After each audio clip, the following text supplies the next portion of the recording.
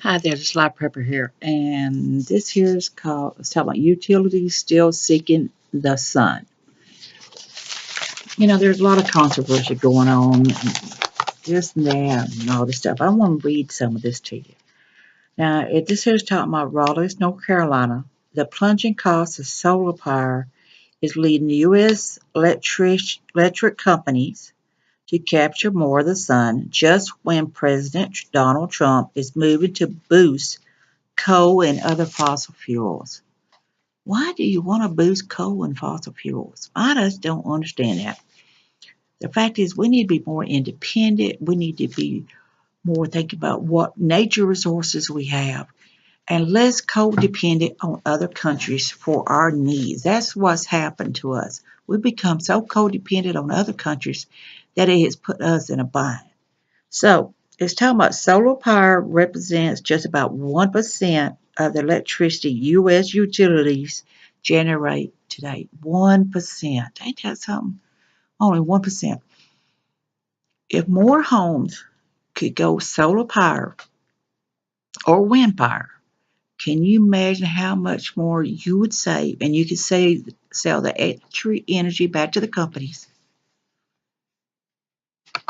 and you would save money as well. So that's a lot to think about right there in that situation.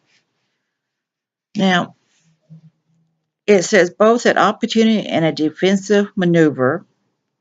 Sunshine captures technologies has become so cheap so quickly that utilities are moving to preserve their core business against competition from household solar panels. Solar growth is so extensive and has so much momentum behind it that we are at the point where you can't put the genie back in the bottle. So basically what they're saying is that they've got to change.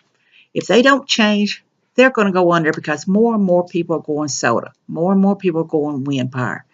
So that's something to think about. I mean, it's a lot to think on. Well, wind and solar were expected to account for about two-thirds of the new electricity generation added to the nation's power grid in 2016, outpacking fossil fuel expansion for a third straight year, according to the U.S. Energy Department. And even though big investors own utility operates as legal uh, in many states, the bill lowering appeal of rooftop solar for many homeowners could eventually threaten their ability to finance and maintain the power grid. So either they change with the times or they don't. So they're going to have to change to the solar power and the wind power in order to keep functioning because more and more homes are becoming more independent because the cost is different. So something to think about. Utilities up here. Utilities seeking the sun. Something to look up and think about. Find more of the articles and read it. These projects could also appear to be to the roughly half of American households that can't install their solar panels because they don't own their home, lack the good credit needed to finance an installation, or lack sufficient roof space where the sun shines continuously, the Energy Department Nation's Renewable Energy Labor reported.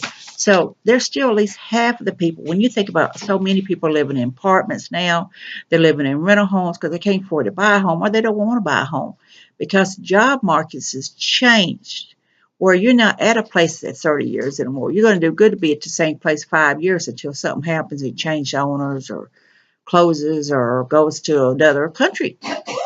So becoming more independent and not being dependent on other countries is something we need to think about. And we do need to go more solar and wind power and less dependent on the fossil fuels and the coal engine. Yes, I know it would hurt in many ways for those who depend on the fossil and the coal miners and all that. I'm not saying it wouldn't. But the fact is that we have to make choices. So this is Life Prepper here. I want you to be safe, be happy. Bless you all.